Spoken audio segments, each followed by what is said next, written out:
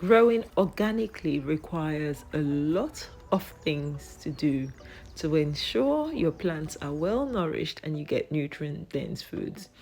There comes our weeds. Now we have nettles in abundance in my allotment plot. We also have other weeds that are considered weeds, but I consider them plant feed. So I'm going to show you today in this video how I make the best nutrient dense plant feed for my plants. We're going to be using some stinging nettles. Obviously, they've got really hairy thorns, they're quite stingy and they can really itch.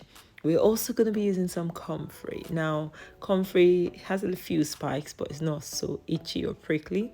And then we're also going to be using the amazing dandelion, everyone's nemesis, but it's good food for the plants and also for humans. Now, you see these deep roots. This is why we're using these things. These weeds are called dynamic accumulators, meaning they're deep tap roots. Although stinging nettles hasn't got deep tap roots, they're able to extract nutrients from the soil and bring them to the top on their leaves, and we can use them as feed. Now we're also going to be using, if you have leaf mold, I'm using rotted wood chips. You see those whitish things around it? This is a fungi network.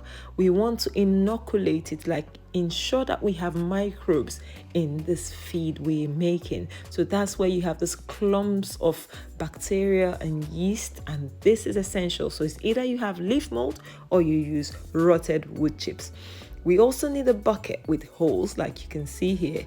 This bucket with holes will be placed into another bucket with water where we're gonna get this thing to ferment. I hope this is clear enough. So we start by ensuring everything goes in. Like if you have a chopper, you have a chipper, or you have anything to cut this thing off, it's fine, but I'm not doing any of that because it's a lot. You can see it's a whole wheelbarrow full. So I'm just gonna stuff it all into my bucket. Some people actually use like drums, old drums. I haven't got any, so I'm using this. In between, I'm gonna add a few of my wood chips with the fungi, and I'm just gonna keep adding. So just like lasagna, layering one after the other. You add all the weeds in mixture as much as you can mix it. I'm just going to ensure I stuff this bucket, and yeah, I had to end up stepping on it just to ensure it was stuffed because it was a lot, and I really wanted to maximize the space and make sure I have enough feed for most of the season. So next we go ahead and we put this in the water. If you don't have a bucket with holes, you can just soak this thing. Absolutely, you will still get fantastic results. Now use a lid that hasn't got a seal, that has a good seal, I beg your pardon. And I'm also using some weights to ensure nothing goes in or goes out, and just leave this thing and walk away. Okay. Next, after a few days, come back. Can you see the whitish thing from our wood chips? The fungi is growing, a bit of breaking down is happening with the leaves, but then we see the bottom, we see bubbles. Yes, that's what we want, fermentation. This is what I actually want. So we don't just want to get the nutrients, we want it fermented. We want the microbes to be really active. I've got this thing here after another 3 days. So this is over a week now, and look at the bubbles and look at the fermentation. I found that actually my bucket was getting too full. So at this stage, I scooped some of the liquid out and I just put things down. Yeah.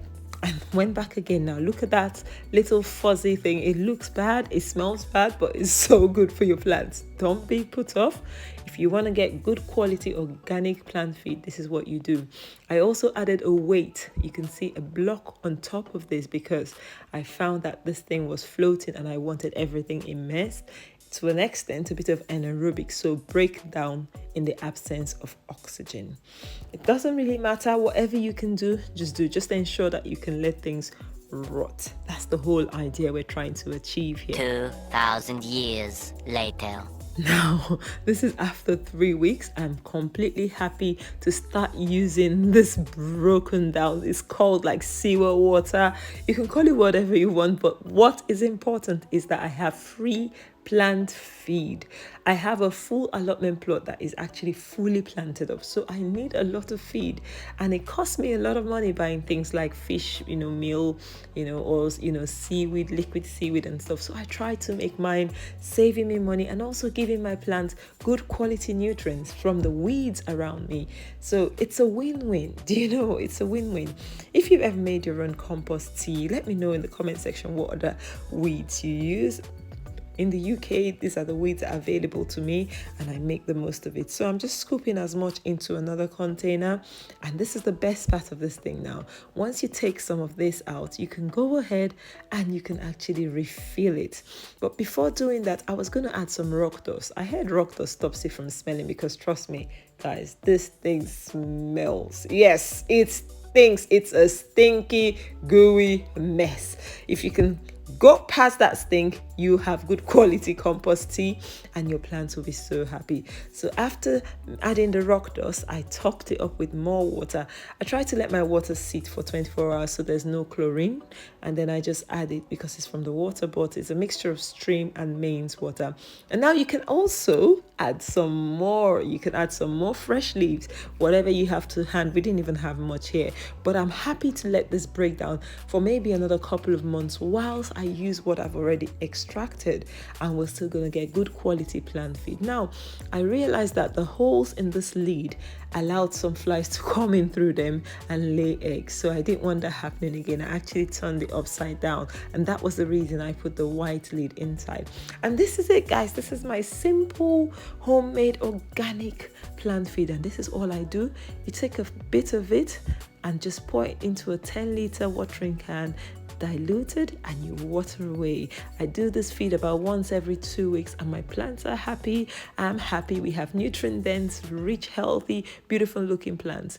If you've enjoyed this video, if it's added any value to you, give us a thumbs up. Let me know in the comment section what you think. What would you like to know about what I do to grow nutrient dense foods, and also how I go about doing it. Until next time, guys, thank you so much for joining me. If you haven't yet subscribed, kindly smash that subscribe button. I really appreciate you coming back. Let this channel grow. Let's reach more people. Let them know what exactly it takes to grow organic food. It is a bit tricky, but it's not too tricky that anyone can do. I know this part is not for everyone, but if you think you want to grow food, I would encourage you to start today. There's no time like now, and you can do this in any climate, wherever you are, and you get success. Because guys, the cost of living is getting harder, and we need to save money any way we can. Bye bye. See you next time.